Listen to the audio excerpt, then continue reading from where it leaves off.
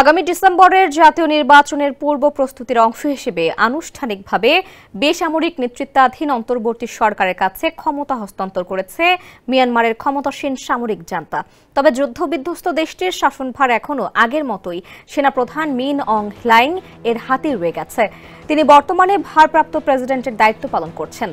বৃহস্পতিবার দেশটিতে অন্তর্বর্তীকালীন সরকার গঠনের পর মিয়ানমারের সামরিক জান্তা বাহিনী ক্ষমতা হস্তান্তর করেছে বলে ব্রিটিশ বার্তা সংস্থা রয়টার্সের এক প্রতিবেদনে জানানো হয়েছে।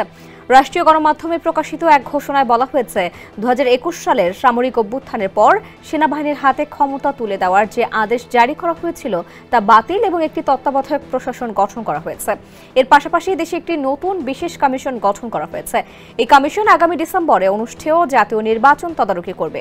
তবে জান্তা সরকারের এই পদক্ষেপে মিয়ানমারের প্রকৃতপক্ষে ক্ষমতার কোনো পরিবর্তন ঘটেনি।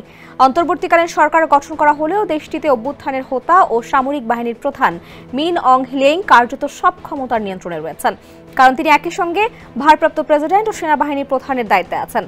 জান্তা বাহিনী নির্বাচন আয়োজনের ঘোষণা দিলেও পশ্চিমা বিভিন্ন দেশ এই নির্বাচনকে ক্ষমতায় সেনা জেনারেলদের অবস্থান পাকাপোক্ত করার প্রহসন হিসেবে দেখছে। সমালোচকরা বলেছেন, নির্বাচনে সেনাবাহিনীর পৃষ্ঠপোষকতায় অংশ নেওয়া প্রার্থীরাই প্রাধান্য পাবেন এবং বিরোধী দলগুলো নির্বাচনে অংশগ্রহণ করতে পারবে না।